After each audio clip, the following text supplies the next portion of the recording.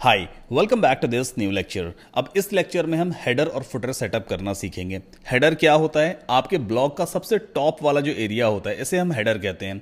Header में left hand side पे एक लोगो आता है। लोगो एक छोटी सी इमेज होती है, एक ग्राफिकल रिप्रेजेंटेशन होता है आपके ब्लॉग का या आपकी वेबसाइट का, जो ये दिखाता है कि भाई आपका ब्लॉग किस बारे में है। तो यहां पर हम इस डोमेन नेम को रिप्लेस करेंगे लोगो से। देन आफ्टर ये जो आपको यहाँ पे लिंक दिख रहे हैं ना, इन्हें हम मेन्यूज कहते हैं। मेन्यू आइटम बेसिकली कहा जाता है। जैसे ये एक लिंक है ना, अगर मैं प्राइवेसी पॉलिसी के लिंक पे क्लिक करूं तो प्राइवेसी पॉलिसी वाला पेज ओपन हो जाता है और ये देखो यूआरएल आ गया प्राइवेसी पॉलिसी वाला। इन द सेम वे अगर मैं डिस्क्लेमर पे क्लिक करूं तो डिस्क्लेमर का यूआरएल आ गया और डिस्क्लेमर का पेज ओपन हो गया। तो ये जो प्राइवेसी पॉलिसी लिखा है या अबाउट अस लिखा है या कॉन्टैक्ट अस है, जितने भी लिंक हैं इन्हें हम मेन्यू आइटम कहते हैं। और पूरे ग्रुप को मिला दें तो उसे हम मेन्यू कहते हैं। ठीक है, अभी जो हमने पेजेस क्रिएट किए थे उसमें ऑटोमेटिकली सारे मेन्यूज अपने हिसाब से एडजस्ट हो गए, बट मैं चाहता हूं कि मेन्यूज मेरे हिसाब से अरेंज हो, मतलब अबाउट सबसे पहले आ जाए, कॉन्टैक्ट सबसे लास्ट में आ जाए एंड सो ऑन। ठीक है, तो हमें मेन्यू खुद से क्रिएट करने होंगे। और सबसे बॉटम वाला जो एरिया होता है ना, इसे हम फुटर कहते हैं।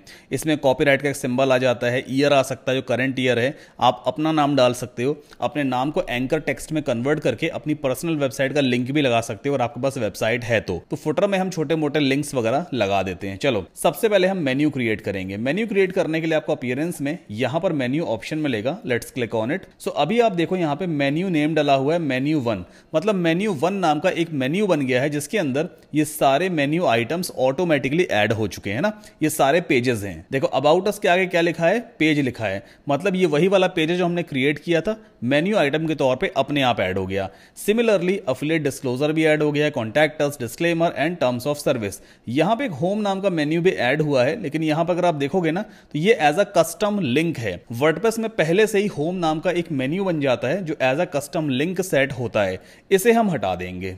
ठीक है, इसको मैं यहां से रिमूव कर देता हूं और फिर क्रिएट मेन्यू पे क्लिक कर देते हैं। तो मेन्यू 1 नाम का एक मेन्यू हमने क्रिएट कर दिया है। अब एक चीज का आपको और ध्यान देना है, अभी तो देखो मैंने मेन्यू क्रिएट किया है ना, अगर मैं इस पेज को रिफ्रेश करूं, होम पेज पे चलूं, कोई भी फर्क नहीं हुआ। जैसा प्राइवेसी पॉलिसी सबसे पहले था वही आ गया, अबाउट उसके बाद था एंड सो ऑन। अभी भी ऐसा नहीं हुआ। ऐसा इसलिए नहीं हुआ है, ये जो एरिया है ना, इस एरिया को थीम में प्राइमरी मेन्यू का नाम दिया गया है। हमने यहां पे एक मेन्यू तो क्रिएट कर लिया मेन्यू 1 नाम का, लेकिन हमने ये स्पेसिफाई नहीं किया कि ये सारे मेन्यूज कहां पे दिखने चाहिए। तो आपको यहां पे डिस्प्ले लोकेशन में प्राइमरी मेन्यू पहले तो चूज करना होता है, मैंडेटरी, ये बहुत जरूरी है, इसे जरूर चूज करना। अब ऑर्डर कैसे चेंज करेंगे? जैसे मान लो मैं चाहता हूं अबाउट अस सबसे पहले आए, तो यहां पे ये अबाउट अस है, इसे उठा करके आप ऐसे ड्रॉप कर दो, अबाउट अस सबसे पहले आ जाएगा। कॉन्टैक्ट अस सबसे लास्ट में डालना है, उठा के यहां पुट कर दीजिए। अगर आप चाहते हो कि टर्म्स ऑफ सर्विस मुझे सबसे टॉप मेन्यू में यहां पर नहीं दिखाना है, तो आप सिंपली टर्म्स ऑफ सर्विस वाले मेन्यू को यहां से रिमूव कर सकते हो इस तरह से। अब यहां से रिमूव करने से कोई पेज डिलीट नहीं हो जाएगा, सिर्फ ये मेन्यू आइटम ही यहां से हट जाता है। ठीक है, इसके बाद हम सिंपली सेव कर देंगे। अब अपने इस पेज को एक बार रिफ्रेश करके देखते हैं। ये देखो अबाउट अस सबसे पहले आ गया, फिर privacy policy, terms of service यहां से हट गया। तो आप इस तरह से मेन्यू क्रिएट करते हो। अगला स्टेप है कि हमें एक लोगो अपलोड करना है यहां पे, है ना। लोगो एक इमेज होती है। अब लोगो डिजाइन करना है तो सबसे सही तरीका क्या है? आप कैनवा यूज कर सकते हो। हम चलते हैं कैनवा पर। अब यहां पर मुझे एक साइज स्पेसिफाई करना होगा कि किस साइज का लोगो हम डिजाइन करेंगे। तो कस्टम साइज में पहले चलते हैं। अब मुझे नहीं मालूम है कि जो जनरेट प्रेस थीम हमने यूज की है, भाई ये लोगो में किस साइज को सपोर्ट करती है, कितना बड़ा लोगो होना चाहिए, साइज कैसे चेक करते हैं? इसके लिए आपको वर्डप्रेस के डैशबोर्ड में जाना है, अपीयरेंस में आपको जाना होगा, कस्टमाइज वाले ऑप्शन पे इस तरह का पैनल आपके सामने ओपन हो जाएगा। देन आफ्टर साइट आइडेंटिटी पे आप क्लिक करोगे, यहीं से लोगो हम सेट करते हैं और देखो यहां पे ऑप्शन दिया हुआ है लोगो, सेलेक्ट लोगो। इस पर जैसे ही आप क्लिक करोगे ना, इस तरह का पॉपअप आपके सामने ओपन हो जाएगा। तो यहां पे क्या लिखा है? Suggested image dimensions 350 by 70 pixel, मतलब 350 विद होनी चाहिए और 70 पिक्सल उसकी हाइट होगी, तो वो एक बढ़िया सा लोगो कहलाएगा। ठीक है, तो यहां पर हम 350 विद देंगे और 70 पिक्सल हाइट देंगे ना, 350 बाई 70। ठीक है, देन क्रिएट न्यू डिजाइन पे क्लिक कर देते हैं। तो देखो ये डायमेंशन आ गया, इस डायमेंशन का लोगो हमें डिजाइन करना होगा। अब यहां पर आप आइकन्स वगैरह भी ले सकते हो, टेक्स्ट भी ले सकते हो, अपना लोगो यहां पे आप डिजाइन कर सकते हो। मैं एलिमेंट में जाऊंगा। जैसे मान लो डिजिटल मार्केटिंग का लोगो अगर मुझे क्रिएट करना है तो मैं यहां पे ऐसा कुछ सर्च करूंगा, डिजिटल मार्केटिंग। इससे रिलेटेड काफी सारे ग्राफिक्स मेरे सामने आते हैं। कोई भी एक फ्री वाला ग्राफिक मैं चूज कर लूंगा। जैसे ये वाला मान लो ग्राफिक है, इस पर मैंने क्लिक किया, ये यहां पर आ गया। इसको मैं लेफ्ट में इस तरह से शिफ्ट कर दूंगा। ठीक है, साइज भी ऐसे घटाया बढ़ा सकते हैं हम। एंड देन आफ्टर मुझे टेक्स्ट ऐड करना है डिजिटल मार्केटिंग वाला, तो यहाँ पे टेक्स्ट में चलते हैं, ये हेडिंग दी हुई है, क्लिक करेंगे और लिख देते हैं DIGITAL और नेक्स्ट लाइन में MARKETING।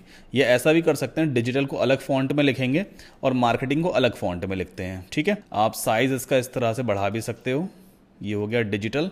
यहाँ से हम फॉन्ट फैमिली भी चेंज कर सकते हैं। मान लो अगर आपको मॉन्टसेरेट फॉन्ट लगाना है, MONTSERRAT, मॉन्टसेरेट काफ़ी सही फॉन्ट है, तो ये कुछ इस तरह का दिखने लग जाता है, ठीक है। अब इसको हम डुप्लीकेट भी कर सकते हैं और दूसरी वाली लाइन में लिख देते हैं मार्केटिंग, तो यहाँ पे लिखेंगे MARKETING। जो भी आपके लोगों में टेक्स्ट आप डालना चाहते हो वो आप यहाँ पे चूज कर सकते हो। तो मैंने चूज कर लिया मार्केटिंग और अलाइनमेंट कर देते हैं लेफ्ट, ठीक है। मार्केटिंग का कलर अगर आपको चेंज करना है तो यहां से आप जाकर कलर भी चेंज कर सकते हो, ब्लू बनाना ब्लू बना सकते हो, या इस इमेज के अंदर जो भी कलर्स यूज किए गए हैं ना फोटो कलर्स वाले सेक्शन में, वो सभी कलर्स आपको सेपरेटली दिखाई देते हैं। आप पिंक यूज कर सकते हो, आप यहाँ पे येलो यूज कर सकते हो, देखो यहाँ पे यूज हुआ है, आप ये पर्पल वाला कलर भी यूज कर सकते हो, ठीक है। तो ओवरऑल आपको समझ में आ गया होगा भाई कैसे लोगो डिजाइन करना है। बाकी ये लोगो डिजाइनिंग का तो कोर्स है नहीं, इसलिए मैं ज्यादा डिटेल में इसको नहीं समझाऊंगा, थोड़ा और एक्सटेंड कर लेते हैं। अच्छा, ये जो व्हाइट वाला पूरा एरिया है ना, ये आपके लोगों के लिए ही एरिया है। तो आप अपने टेक्स्ट को या कुछ भी जो कंटेंट आप यूज कर रहे हो, अगर आप इस पूरे एरिया को मतलब पूरे व्हाइट एरिया को भी यूज कर लेते हो तो भी आपको वो 350 × 70 पिक्सल के दायरे में ही आएगा, ठीक है। तो मान लेते हैं चलो ये हमारा लोगो है, अब शेयर पे क्लिक करके इस लोगो को हम डाउनलोड कर लेंगे। तो मैंने डाउनलोड पे क्लिक किया और हमारा लोगो कुछ ही सेकंड्स में डाउनलोड हो जाएगा, डिजिटल मार्केटिंग, ठीक है। ओके, अब इस लोगो को मुझे अपलोड करना है, तो अपलोड फाइल्स में चलते हैं, सेलेक्ट फाइल्स में गए और डेस्कटॉप पे मैंने ये लोगो डाउनलोड कर रखा 350 × 70 पिक्सल का, ओपन किया। इसके बाद सेलेक्ट कर लेंगे, क्रॉप का ऑप्शन आएगा, तो यहाँ पे देखो एक्स्ट्रा वाइट आ रहा है ना, मैं इसे क्रॉप भी कर सकता हूँ, बट फिलहाल क्रॉप नहीं करेंगे। रेकमेंडेड हमेशा यही होता है, इसके क्रॉपिंग कर दिया करो ताकि आपको लोगो क्रॉप नहीं होगा। तो लोगो हमारा कुछ इस तरह का दिखाई देता है। अच्छा, लोगो के साथ में यहाँ पे साइट का टाइटल भी दिख रहा है। अब हमें साइट टाइटल नहीं दिखाना है, तो यहाँ पे देखो एक ऑप्शन दिया हुआ है हाइड साइट टाइटल, इसको जैसे ही आप चेक कर दोगे ना साइट टाइटल हट जाएगा। अब एक चीज और, जैसे ही आपको लोगो सेट हो जाता है तो यहां से आप लोगो की विड्थ भी सेट कर सकते हो, भाई कितना चौड़ा आपका लोगो होना चाहिए। तो मैं यहां से लोगो की विड्थ थोड़ी कंट्रोल कर लेता हूं, ठीक है। 220 पिक्सल की मैंने विड्थ रखी है। अब पब्लिश कर देंगे और अपने इस फ्रंट पेज यानी होम पेज को रिफ्रेश करते हैं। देखो हमारा लोगो आ गया है ना, वो साइट टाइटल हट गया, मेन्यू भी रेडी हो गया। अब अगला काम क्या बचा है, हमें फुटर रेडी करना है। तो हम वापस चलते हैं यहीं पर। अब साइट आइडेंटिटी में तो बेसिकली आपका सारा लोगो वाला पार्ट होता है, हेडर वाला सारा पार्ट हो जाता है। बैक हमें जाना होगा और यहाँ पे फुटर के लिए एक सेटिंग जरूर दी होगी। अब जस्ट अभी मैंने एक चीज यहाँ पे नोटिस की है कि मैं यूज कर रहा हूँ जनरेट प्रेस का प्रीमियम एड ऑन, और प्रीमियम एड ऑन में अभी तक मैंने कोई भी प्रीमियम चीज एक्टिवेट नहीं की है। यहाँ पर मुझे फुटर से रिलेटेड कोई भी सेटिंग नहीं मिल रही है। इवन अगर मैं विजेट्स में जाऊंगा तो यहाँ पे फुटर के विजेट्स के लिए तो सेटिंग दी है, लेकिन कॉपीराइट मैसेज को चेंज करने की कोई भी सेटिंग नहीं है। तो चूंकि आप भी जनरेट प्रेस का प्रीमियम वर्जन यूज कर रहे हो तो आपको पहले जाना होगा बैकएंड में, यहां पे से हम ओके कर देंगे क्योंकि ऑलरेडी हम जो हमारा हेडर है लोगो है वो तो सेव कर ही चुके हैं। अब अपीयरेंस में आपको मिलेगा जनरेट प्रेस का ऑप्शन।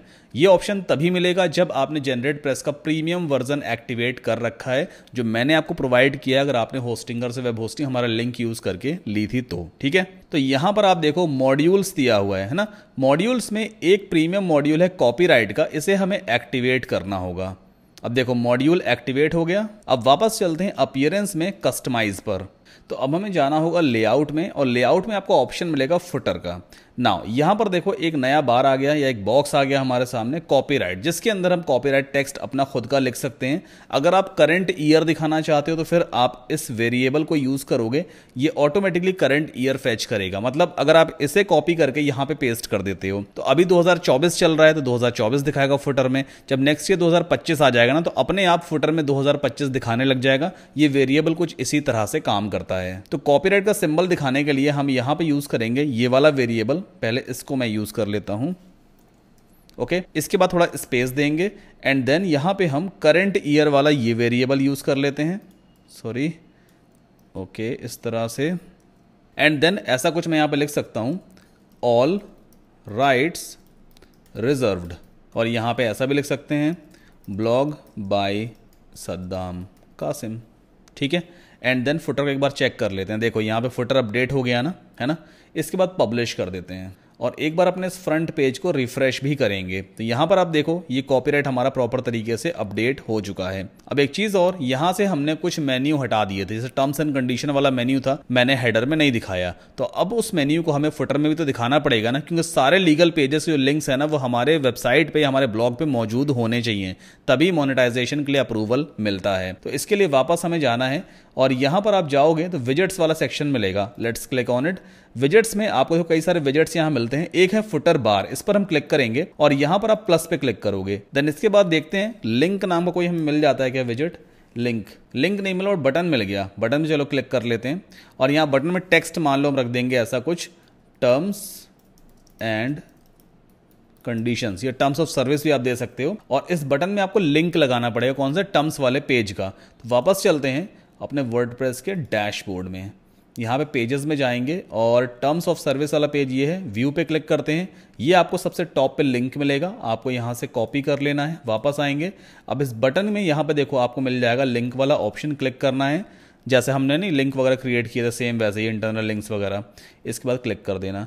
देखो यहाँ पे टर्म्स एंड कंडीशन का बटन भी फुटर में दिखने लग जाएगा, पब्लिश कर देना और फिर से अपने होम पेज को रिफ्रेश करेंगे तो ये देखो फुटर में बटन भी आ गया है ना, ये कॉपीराइट अपने आप लेफ्ट में शिफ्ट हो गया। तो इस तरह से हम हेडर फुटर रेडी करते हैं, लोगो अपलोड करते हैं और कैनवा की हेल्प से आप जितने चाहो उतने डिजाइंस वगैरह रेडी कर सकते हो। इन केस कोई भी दिक्कत हो प्लीज पूछ लीजिएगा।